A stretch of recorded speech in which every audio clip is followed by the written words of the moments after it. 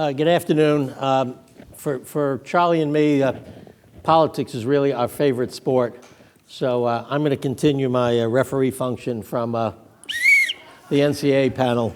And if Charlie gets too wordy, I'll blow him to a stop. I was thinking this morning when listening to the Supreme Court panel talk about the one person who spent a lot of time on the absence of Scalia and what the impact of Scalia was, that in some ways this presidential year, I think, is a little bit the reverse, because we've got the introduction of two totally new players who may have had more of an impact on the campaigns than anybody else. Donald Trump, who really is an opportunist and of no party, and Bernie Sanders, who's definitely not a Democrat. He's a socialist. So all the stuff we talk about all the time turns out to be different. And let me start by just telling a story that we told Charlie last night. Catherine and I just came back from Idaho, and the boatman on the raft claims that a 6-year-old asked him this riddle. There's a plane crash, and Hillary and Donald Trump both go down. Who survives? And the 6-year-old's answer is America. And so, which brings me to a bumper sticker that my daughter got me. Giant Meteor 2016 just ended already, but so just to take today's topical news, we have a new Donald Trump this morning, not apologizing, but expressing regret for some of his comments. So what's the likelihood we have a new Trump at this point in time? I was looking at my watch because I think that, the thing is, I think people can sit him down. I think they could tell him, you need to do this, you need to do that, and it may stay stuck for 2 hours, 3 hours, but, you can't. I think he's incorrigible. So let's start with the big question. What's the chance that Hillary wins by a landslide, which is what people are talking about? And let's begin by saying, what is a landslide in American presidential politics? First one I wanted to say, though, is because of Jay, he not only introduced us to Ben and Donna Rosen, but I would say 2/3 of the really important people in New York that I've met was directly or indirectly through Jay. So anyway, I owe him a whole lot.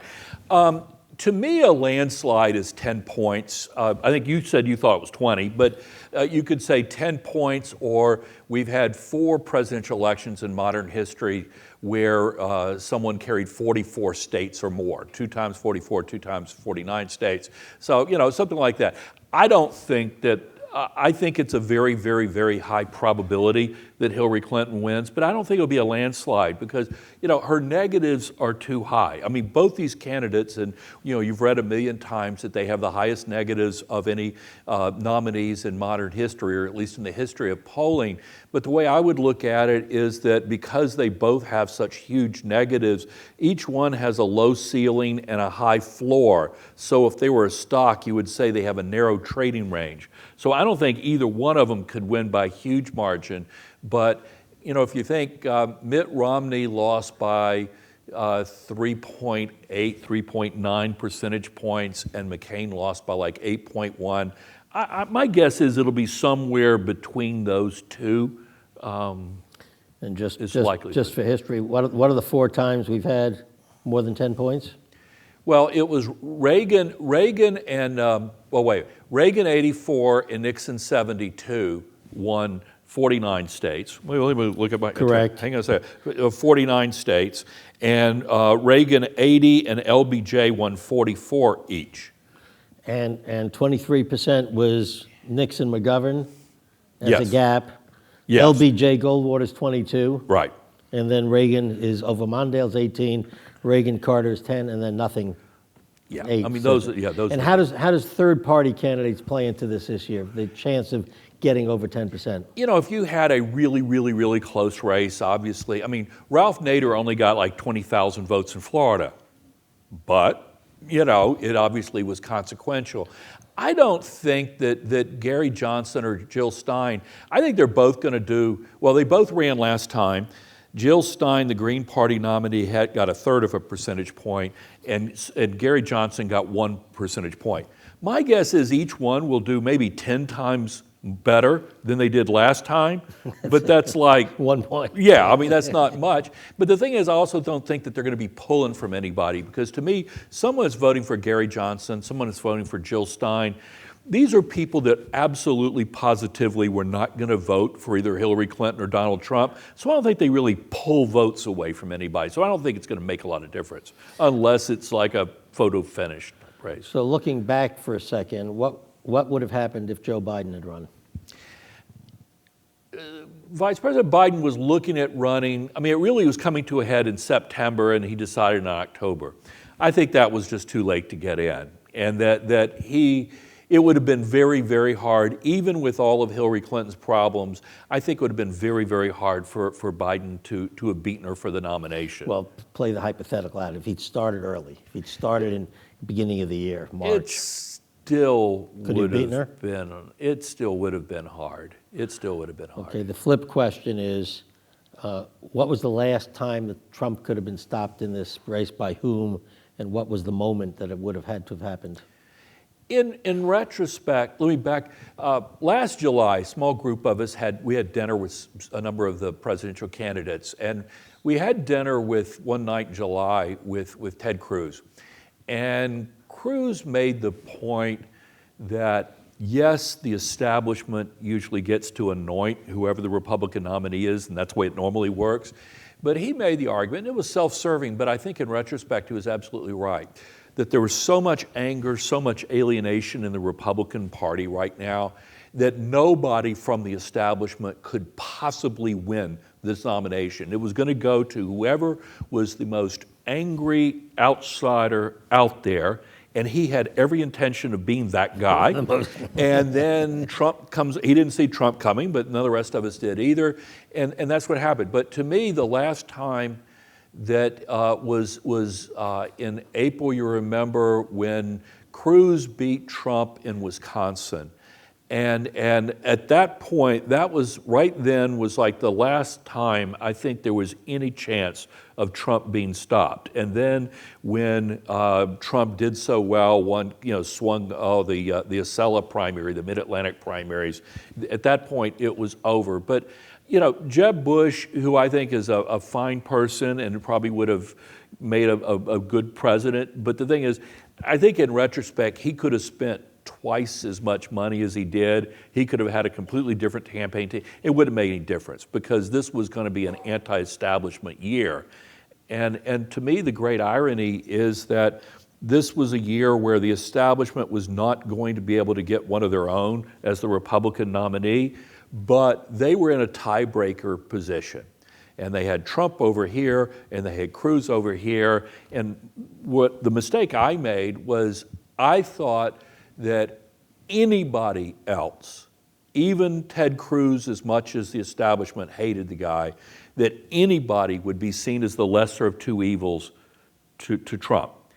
And as it turned out, the establishment saw Cruz as the personification of evil. You remember the great John Boehner line when he referred to him as Lucifer in the flesh, and the most miserable SOB I ever worked with. But that they knew him. That was the problem. Well, that's the thing, is that I've thought. I mean, I find Cruz a fascinating person. I don't agree with him on anything, but I find a fascinating person. But I think if he had a good friend in the world, that good friend would tell him, "Do you understand that if you weren't the biggest jerk on the planet, you'd be the Republican nominee right now? That you really would." But you're saying his problem is he doesn't have a good friend. I don't think anybody's told him that. Just to be clear, what Charlie's saying. Yeah. And is there, so there's nothing he could have done after Wisconsin, given the shape of the primary schedule. He would have taken the party, the establishment. Once Trump just swept. I mean, the thing is, it was kind of a combination of the establishment just wasn't going to prevail. So the question is, what kind of non-establishment candidate could have beaten Trump? And I think it would have to have been a very, very ideological candidate. And that, Cruz, I think he's one of the smartest people I've ever met. I can now understand why he was a world-class championship debater. He put together the best campaign of any of the candidates, but he's just got this personality thing that I'm sure he got straight A's all the way through law school, but the one thing I'm positive he didn't get a straight A in was playing well with other kids. and he doesn't play well with the other kids, and it cost him badly. So the flip side of the landslide question is, can Donald Trump still win this race, and what would it take? Well, given the last year, it'd be pretty dangerous to say no chance, and we're talking about human behavior, but I think the odds are very, very, very small. It would require either an exogenous event like international crisis, major terrorist incident, and even that, I'm not sure, because when you look at Trump's numbers on handling a crisis, Hillary Clinton does far better. And so, but you've got to assume that there's some outside events or some revelation out there that was just hugely consequential. But I think the email stuff or Clinton Foundation, to be honest, I think that's kind of already baked in the cake. So what he needs is if it's not the exogenous event, something to just change the campaign. And there's only one real moment we know that's definitely going to happen, that's scheduled, which is September 26th, the first debate. It's going to have this massive, everybody here is going to be watching it, we're all going to watch it. He's going to come out with Roger Ailes, who I've always thought was the one person who could get Donald Trump to follow a script, who's a brilliant television tactician. What's the chance Donald Trump he's got to get her to lose it on that debate. It's nothing he can do alone, I think, to win. He's got to get her to lose it. Right, and I think Trump will, he may start off with Jennifer Flowers and Monica Lewinsky and then get dirty after that. Then get personal. But, the thing is, it's not unusual.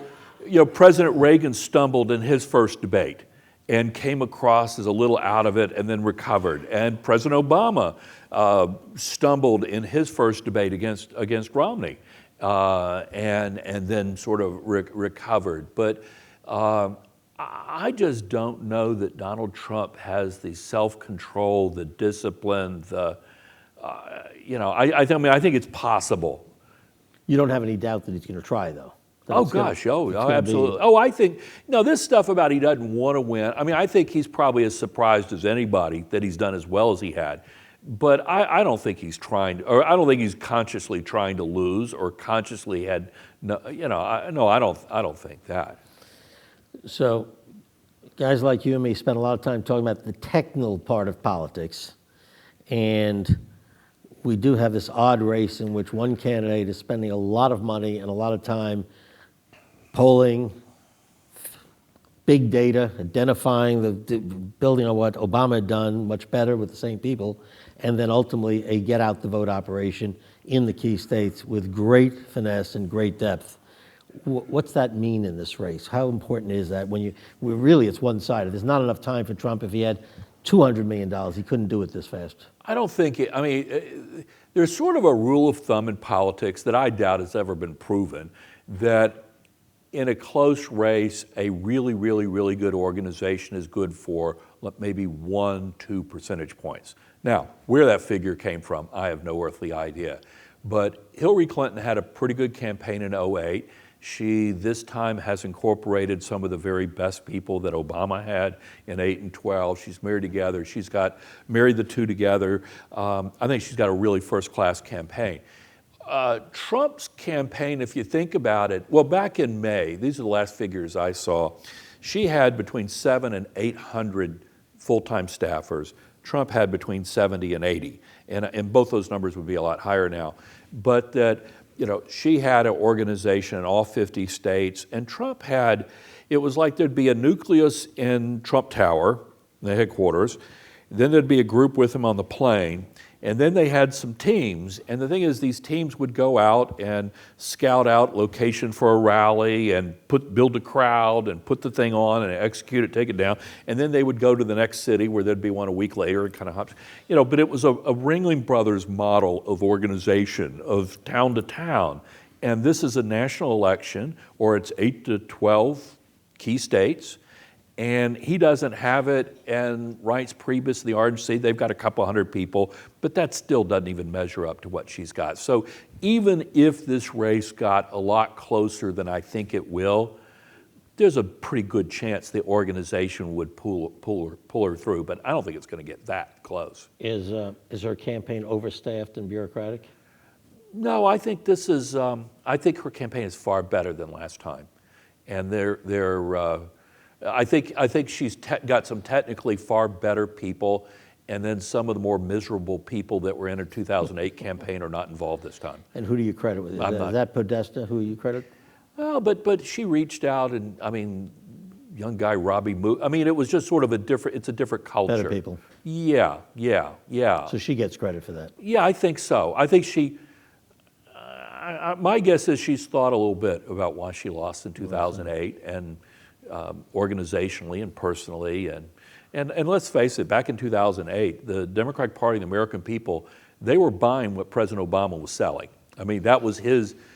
In retrospect, that was the perfect year for him, and he did it incredibly well. And how important is he this year to her? There's, after 8 years of a party in power, we've had 6 of those since the end of World War II. 5 times out of 6, the American people voted for change. The only time they voted to keep a party in since the end of the war was after 8 years of Reagan, when they went with George H.W. Bush. So this time for change sentiment builds up over 8 years. But there's sort of, some political scientists theorize that there's sort of an over and under of 50%. That if the incumbent president after 8 years, to the extent they've got a job approval rating below 50%, it would suggest that time for a change sentiment is particularly potent.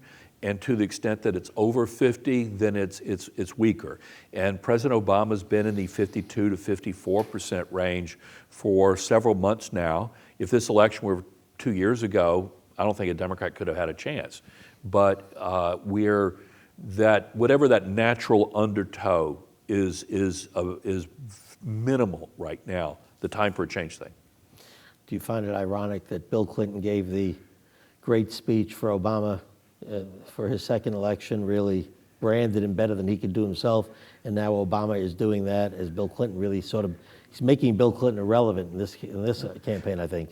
And Michelle Obama did an amazing speech too. But yeah, I personally, if I were managing Secretary Clinton's campaign, I think I would have put my husband on a round the world cruise and just say,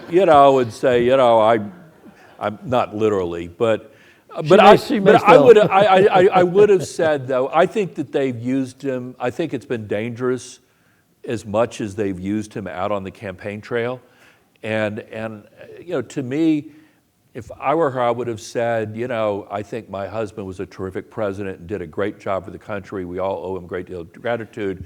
But if I'm going to get elected president, I've got to do this on my own. It's going to be, and I welcome his help. But this election, I've got to prove to people, I would do it that way and sort of. So announcing in Wisconsin that he's in charge of the economy was a mistake. Yeah.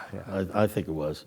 What about turnout? Is that a factor at all in this with such unpopular candidates? In a perverse way, I think having 2 candidates with enormous negatives, I think it will prop up turnout so that it'll be at worst average and maybe even higher, because you've got 2 very large blocks of people, and one block of people cannot fathom the concept of Donald Trump being elected president, and they couldn't sleep at night if he got elected and they didn't vote. And then another group that feels the same way about Hillary Clinton. So the thing is, a vote's a vote. And whether you come out for a negative reason or a positive reason, I think they both stir up such passions that it will keep turnout out. And I personally think, and I hate that I think this is true, I think hate and anger are the 2 most potent emotions in politics. And I think it's unfortunate, but I think that's sort of the world we live in now. So could turnout crack 60%? Well, 60% of what? You have voter same-day registration in some states. And so I think it will be equal to the average, however you want to compute it, for the last 3 or 4 elections. And just to touch on something, because I was looking at it last night, early voting, the first voting begins 3 days before the first debate, September 23rd, and 4 years ago, 32% of the country had voted, may have been 2 days before, but voted before Election Day. What impact does that have? What it does is it minimizes the impact of any late events. You know, it makes the race less volatile because once you voted, you voted. And so any late breaking event just has less of an impact to the extent that a lot of people voted early. So your latest piece this morning, and the big question for many of us, if we assume that the race is pretty much predetermined now, is the down Gosh, ballot. I hate hearing those words, but I shouldn't be saying that. Quite probable. Okay, quite probably. The down ballot impact, which means primarily the impact on Senate races, and then secondarily the House. But let's talk about the Senate. Well, first, just basic arithmetic. Republicans have 54 seats, Democrats have 46. So Democrats need a net gain of 4 if they hold the White House, 5 if they don't. Let's assume 5. Okay. Hopefully not a tiebreaker. I think whenever you're looking nationally at the U.S. Senate, you ought to think of 2 questions first. Number one, is this a presidential year or is this a midterm election year? Because in presidential years, the turnout is big and it's broad and it's diverse and it looks like the country. In midterm election years, the turnout's about 40% lower and it's older, it's wider, it's more conservative, it's more Republican. And one thing that's happened is when a lot of us were growing up, that senior people 65 and older, it was one of the more Democratic voting groups, and a lot of them grew up, and there was the picture of Franklin Roosevelt in the House and all that. Nowadays, those folks are mostly gone, and people 65 and older now are more likely to be politically influenced by Ronald Reagan than by Franklin Roosevelt. And this is now 65 and older is the oldest voting group out there. And because they vote in the highest proportions, but most importantly, in midterm elections, they do vote. And young people tend to not vote so much in midterm elections. So that midterm election years, it's like there's a thumb on the scale for Republicans that's just not there in a presidential year. 65 and older is heavier Republican today. It is the most Republican voting age group there is, yes. And if I remember correctly, it is still the block of votes that Donald Trump is leading in, correct? Yes. 65 and older. Still more. So the second thing you want to look at is what happened 6 years earlier, because the Senate has 6-year terms. So you look back and say, okay, what happened in 2010? Well, President Obama's numbers were in the toilet. Obamacare was radioactive, and Republicans had a fabulous year. Democrats had a terrible year. So now, this year, there are 24 Republican seats up at risk and only 10 Democratic seats. And of the 24 Republican seats up, 7 of them are in states that President Obama carried in 2012. There are no Democratic seats up in states that Mitt Romney carried in 2012. So the thing is, even independent of anything about Donald Trump, there's just a lot more Republican exposure than Democrats. I mean, Democrats have 1 seat they're worried about, and that's Harry Reid's open seat in Nevada that Obama carried, but just narrowly. Conversely, we now have 10 Republican seats that are in varying degrees of danger. So that this, even if you don't believe in coattails or anything like that, Republicans have some real risk. And some of these are folks like, for example, Mark Kirk in Illinois and Ron Johnson in Wisconsin. They won in very heavily Democratic states because it was a midterm year with turnout advantaged Republicans, and President Obama was a real liability then. But in 2016, that's not the case, and where they are both real underdogs. In Indiana, there's an open seat that the Democrats will probably pick up now that Evan Bayh flipped over into it. So Democrats have a real advantage in 3. And then you look at, Ohio, Rob Portman, Kelly Ayotte, New Hampshire, Pat Toomey in Pennsylvania, the open seat in Florida. And then It's not open anymore. Well, it was open, yeah. Now with Rubio running, now Rubio's a re-election now. And then then we've got 3 sort of fairly new states that have come online that are really vulnerable for Republicans. And one of them is John McCain's race in Arizona is single digits. Richard Burr in North Carolina is single digits, and even Roy Blunt in Missouri. It's not a great state for Democrats, but they've got a very good challenger there. So all 3 of those are now single-digit races. So he's my favorite candidate of the year. You want to talk about him for a second, Jason Kander? My colleague, our Senate editor, Jennifer Duffy, met with him. I didn't. if this were a parliamentary system, you would pick Kander up and you'd move him to a better state like North Carolina, where Democrats have a chance of winning even though their candidate is the former state director of the ACLU, which with all due respect is not really an asset in the South. But anyway, somebody said, well, everything the ACLU does isn't liberal. I said, oh, okay. She could say, well, we defended the Klan's ability to march. Oh, okay. That's a good one. Anyway. So which races do you find most interesting to watch as a professional? What do you find most exciting in these races? Well, Pennsylvania and New Hampshire, I think, are probably the two that I would watch for. And just describe who's running in those bellwether. two. Okay, yeah, Pennsylvania.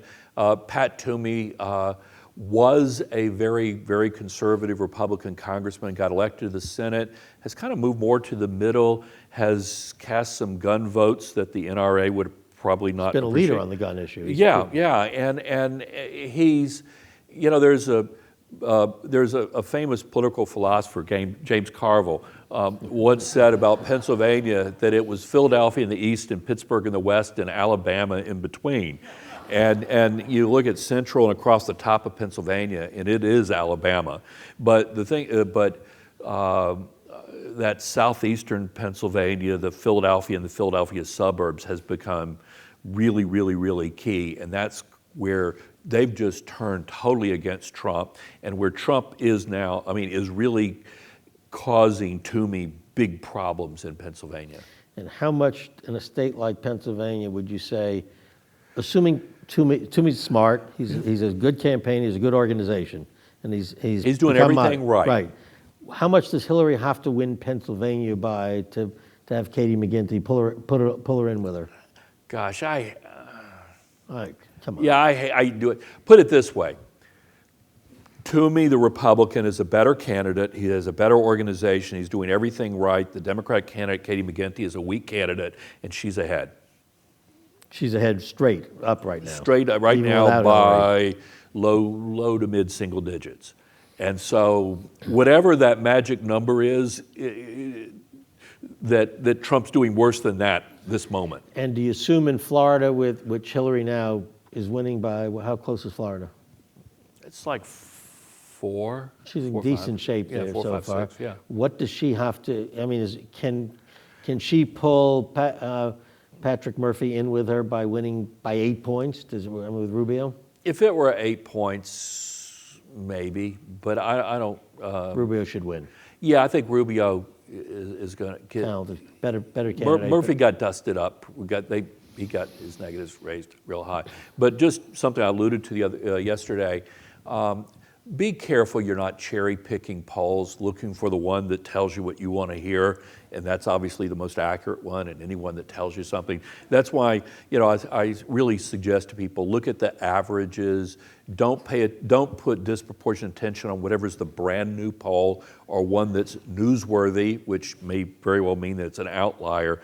Watch the averages in the states, the averages, and you can go on that Real Clear Politics or pollster.com. And you'll get a much better sense, and you will be in a much less neurotic position if you're watching the averages than getting all worked up over whatever's the latest poll that cable put on. So just a plug for my candidate, Jason Kander, 38 years old, already elected statewide. He's the Secretary of State, Missouri, veteran of 2 tours in Afghanistan, and for New York contributors, he's Jewish.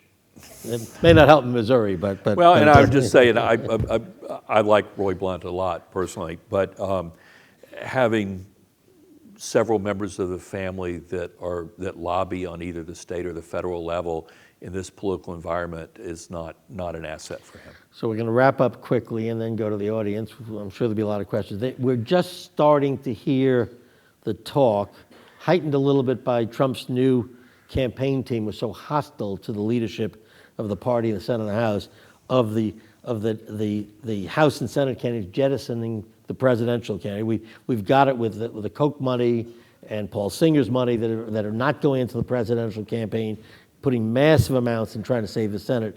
What happens in this deliberation of when senators who don't want to offend the Trump voters, what do they do about getting rid of the top of the ticket? They're in a really tough position because to the extent that they they trash Trump or totally disassociate. They risk alienating the Trump vote, which, by the way, is now the base Republican vote. And so I had a former Republican senator refer to Trump as, I'm not a Harry Potter person, Lord Voldemort, he who shall go unnamed, is you just pretend that he doesn't exist. And so you're not alienating his supporters, but you're not seen as cozying up. But Trump was on his best behavior, yesterday when he issued his apology. But I just don't think he could stay that course. And Manafort, who certainly was a problematic person, but the guy knew what he was doing campaign-wise. And now the new team, I don't. If you were for Trump, I'd be even more worried today than 2 days ago. So Jerry Seib, from the Wall Street Journal, who I like and respect a lot, wrote what I thought was an incredibly surprising column last week, saying that both these candidates are so divorced in some ways from the party that he believes, and given what's happened with Bernie, that he thinks this campaign is the beginning of the realignment of the two parties, and don't think it's just an aberration between the candidates. Does that make any sense to you? Well, let me put it differently. I think one thing that's happened in American politics is our two parties have gotten so much more ideological than they used to be. I grew up was born in 1953 in Louisiana. You look back at the 50s, 60s, 70s, and even into the early 80s, there were a lot of conservatives in the Democratic Party. In the South, border South, small town, rural America, but all over. And there were a ton of liberals in the Republican Party. Jacob Javits. You had a ton in Northeast, New England, but Great Lakes, West Coast. And now you've had ideological sorting, so that it's as if you took the parties of the 70s, and if you sucked out 80% of the conservatives out of the Democratic Party and maybe half the moderates, that center-left Democratic Party would become a left party. And if you sucked out 80% of the liberals and 40, 50% of the moderates out of the Republican, that center-right party would be much, much more conservative. But the other thing is the party's changed, the Republican Party specifically has changed in that today, half of the Republican vote nationwide comes from people that do not have four-year college degrees. And I think it's when a lot of it's got a much stronger blue-collar, working-class component in a party that maybe it never was the country club party that some people made up, but it was a party that skewed upscale. That skewing does not happen now, and education is a much more important predictor now.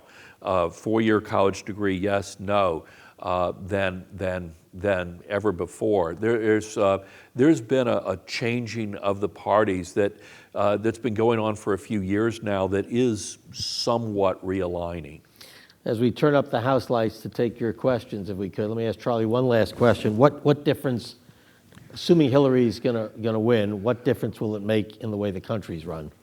Let's put, and there's a lot of people on other panels that are enormously qualified on substance, but so I'm going to avoid substance, but putting partisanships, ideology, policy aside, I think it is better if you have a president that is going to sit down with members of Congress or pick up the phone and talk to them regularly than one that doesn't do that. And for 7.5 years, we've had a president that had awful relations with his own party in Congress. Forget the other side. I think Hillary Clinton would have big problems with House Republicans, no question about it. But that's probably more about them than her. So will Paul Ryan. Right. But yes, she'll be in the boat with Paul Ryan. But the thing is, you look at the 8 years she was in the Senate, and she worked very well on both sides. The second thing is, you watch the two Senate leaders, Mitch McConnell and Harry Reid, and it's been like watching two scorpions in a bottle. Loathing, despising are way too mild of terms. and I think that Reid is retiring, and is Chuck Schumer a partisan Democrat? Absolutely. Is Chuck Schumer an acquired taste? Yes.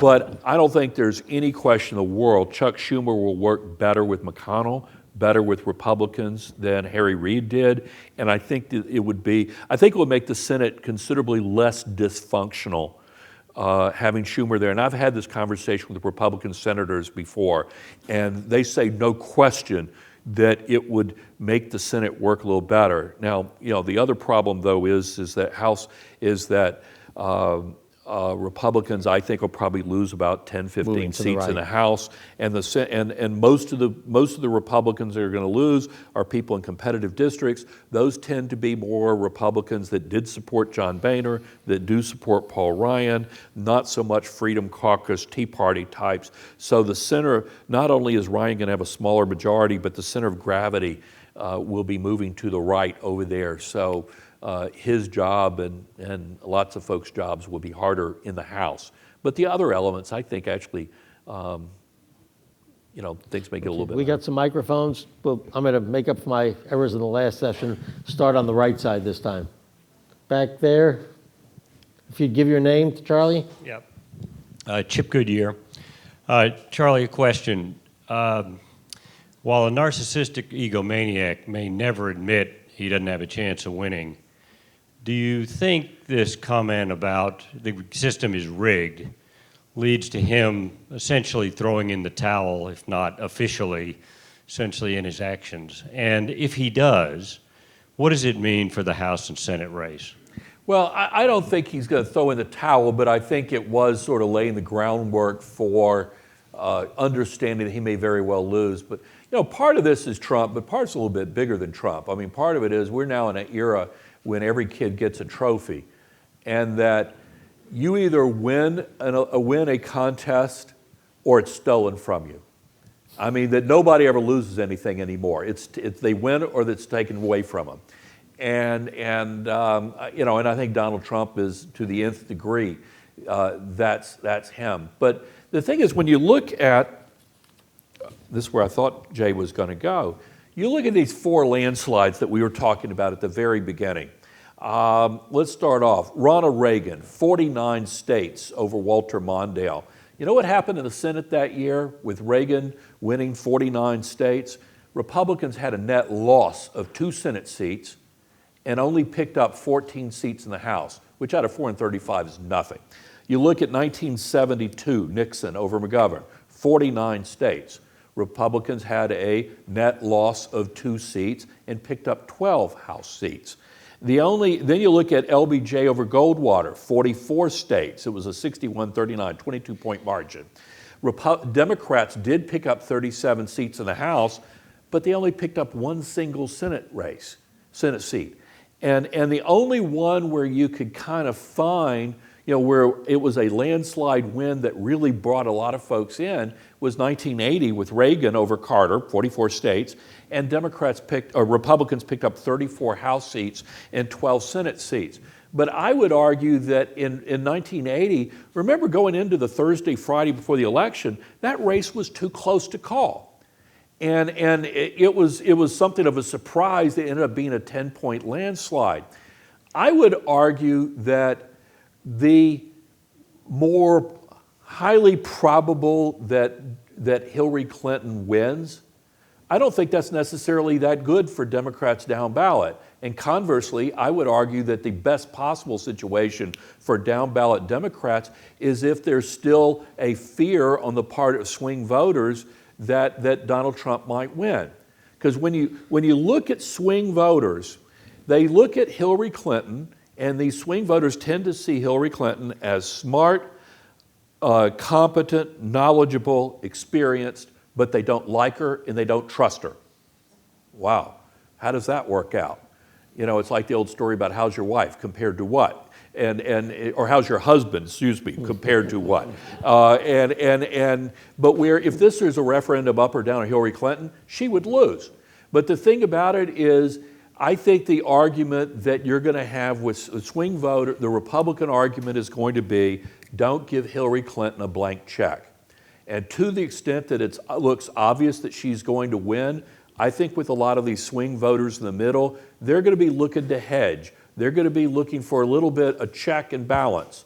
And so that I think for a Rob Portman in Ohio, or a Pat Toomey in Pennsylvania, or a Kelly Ayotte in New Hampshire, I think that swing voters might be more likely to reconsider them if they were positive Clinton was going to win. But conversely, if they thought there was any real danger of Donald Trump winning, at that point, their willingness to go along with a Republican senator, maybe not so great. But I'm a contrarian.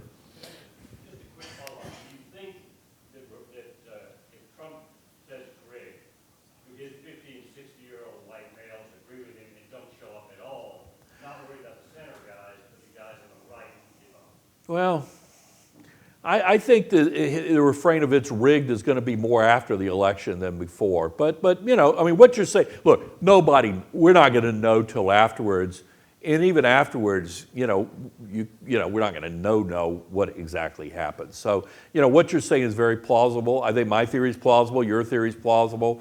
We'll have to wait and see. But I don't think I think his focus on rigged is going to be more after the election, and trying to make it an illegitimate, you know, that it was an illegitimate Next question. win. Way in the back. Yeah, Jeff Greenberg. A follow-up to the previous question. There have been a couple of calls for Trump to drop out, turn it over to Pence. You think there's any likelihood in that? No. I think if Trump is, if he's breathing, he's running. Next. You know, put it this way. I think the odds of Donald Trump dropping out of this race are about the same as Hillary Clinton dropping out of this race. Which on the left. Bert Visotsky. This is a question about polling. Should we be discounting the polling a point or two because people would rather lie to pollsters than admit they're going to vote for Trump? You know, that's in Great Britain, they call that the shy Tory vote, that there were people that were reluctant to say they were going to vote for the Conservative Party.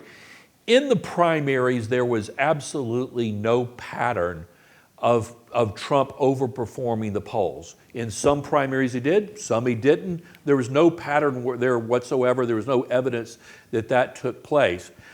I think that more Trump supporters, they want everybody to know they're for Donald Trump. I mean, they're pretty obnoxious about it in a lot of cases. I mean, they're more like, I tell you what, you're going to see a lot more Donald Trump stickers out there than Hillary Clinton stickers in swing states anyway. I don't think that there's a hidden Donald Trump vote. I don't think there's any evidence of that. I think there are problems in the polling profession, and that caller ID and voicemail. 30, 40 years ago, if somebody called you up to ask you your opinion about politics, you were flattered. You felt empowered. Nowadays, it's who the hell is interrupting my dinner? And telemarketers basically screwed it up for everybody, for pollsters, so that now getting a good sample is very, very hard. And even, I would argue, the very best pollsters in the business today are not as good as they or their peers were 25, 30, 40 years ago. And it's just that it's harder to do that. Sure. But that's why I would argue look for the averages and stick to the name brand. On the national stuff, stick to ABC Post, CBS New York Times, NBC Wall Street Journal, CNN, Fox, Pew. Stick with those six. Life's too short to look at bad polls. And there's a lot of trash polling out there. Middle section. Anybody? Back. There's one Faye? more. Faye Waddleton. Yeah. To your reference of the Wall Street Journal reporting or speculating that this season represents a realignment of the party, could you speak to the possibility that the realignment started with the Reagan era political process? And we spoke about Mr. Viguerie and Mr. Weyrich, the moral majority, the Catholic bishops. Was this not really when the seed was planted, and this has evolved through Democratic and Republican administrations to give fruit to probably what is not just a beginning realignment, but a definitive one? Well, I think that everything you mentioned, I think is very real, is significant, but it's also, you just had people that were in parties, belonging to parties for sort of historic or family reasons, that eventually ideology just started winning out. And that, when I was in college, I was interning for a senator from my hometown, Bennett Johnston, a conservative Democrat from Louisiana. Across the hall from us were the offices of Senator Edward Brooke, a liberal Republican from Massachusetts. And the Democrat was a heck of a lot more conservative than the Republican was.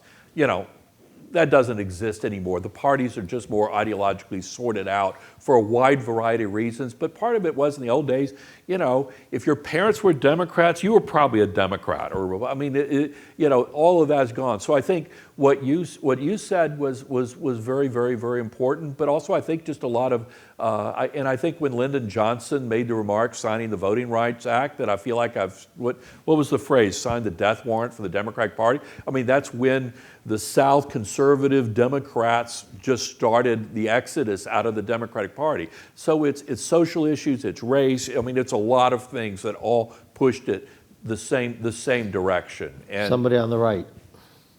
Back there. Was the first hand Literally or behind figuratively you. on the That right. first hand was. Oh, wrong. yes. Charlie, from a fellow Louisianian, we want to first congratulate you for being named a Louisiana legend. And I think he deserves a round of applause. This guy is terrific.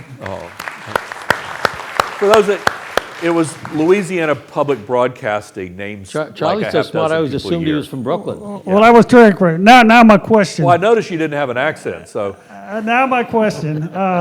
Assuming if Hillary is elected, how much influence is her husband going to have on her?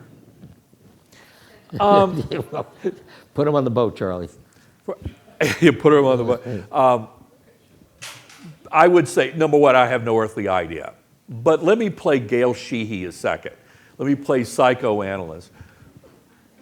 What do I think would be the two strongest deep-seated emotions for Hillary Clinton becoming president? Number one, I want to show people they made a mistake in 2008, that they should have elected me then, because I will do better than this guy did.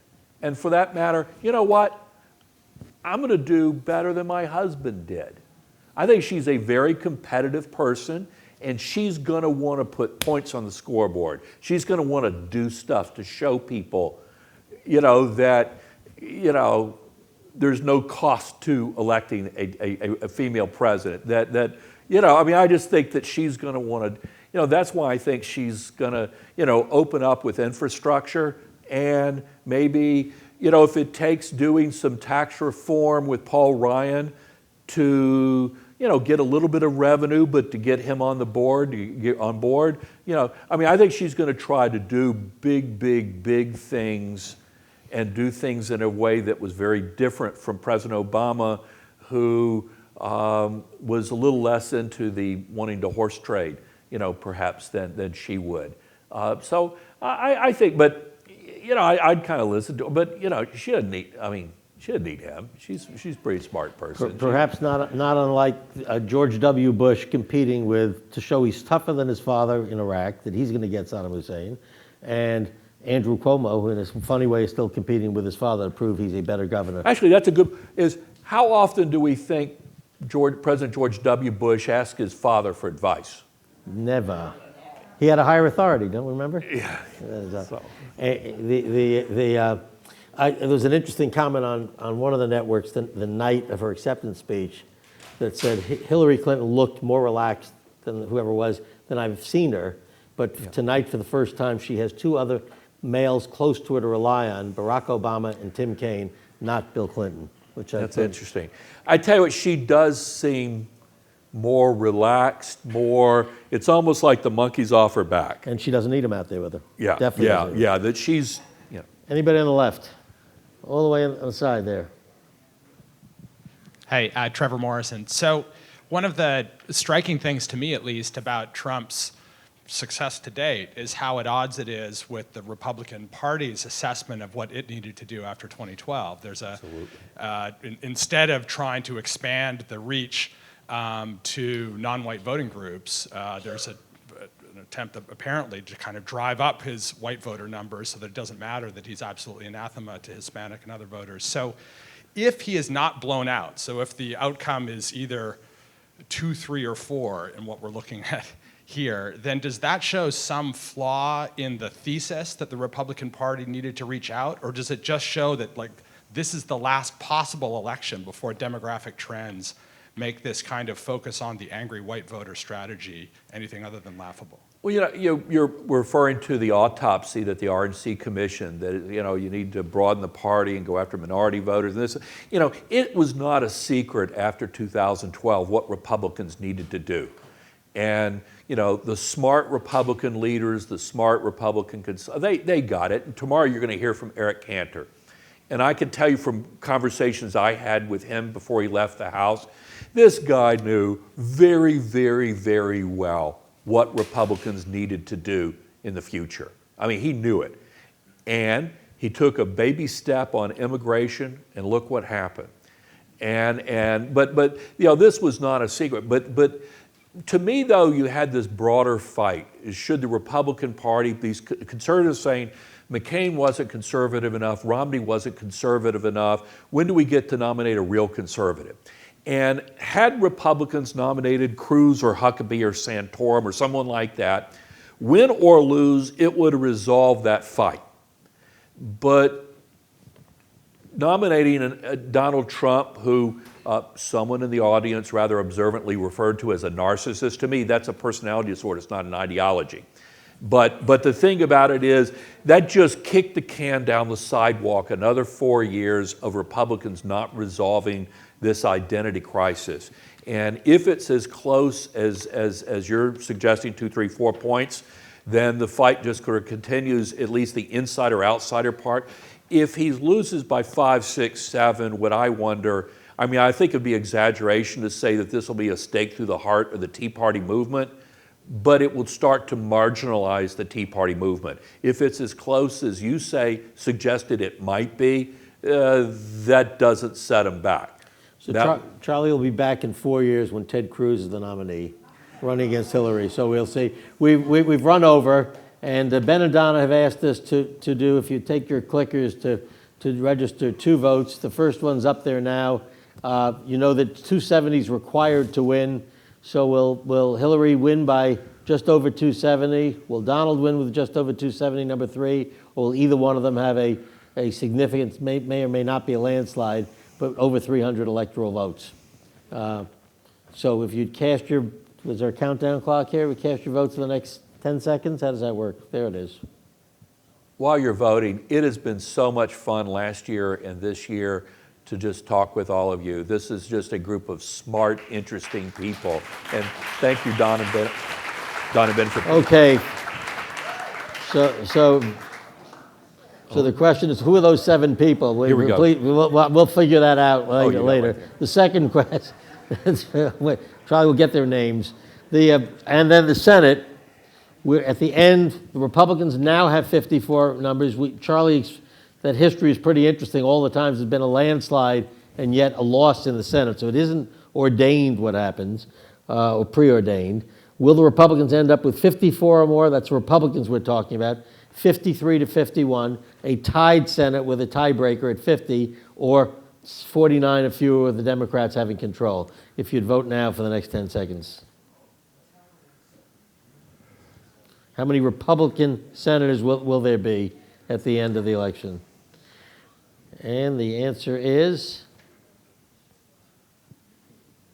okay, so Democrats taking control by 41%, so 67% of you think that it'll either be tied or what? Charlie? If you did a survey of experts, it would probably look about like those same proportions, experts on Senate races. So I want to thank my old friend Charlie. We've been doing this together for 20-odd years. The best. Thank you. This was fun. Thank you. This was great. Yeah, well, you're the best.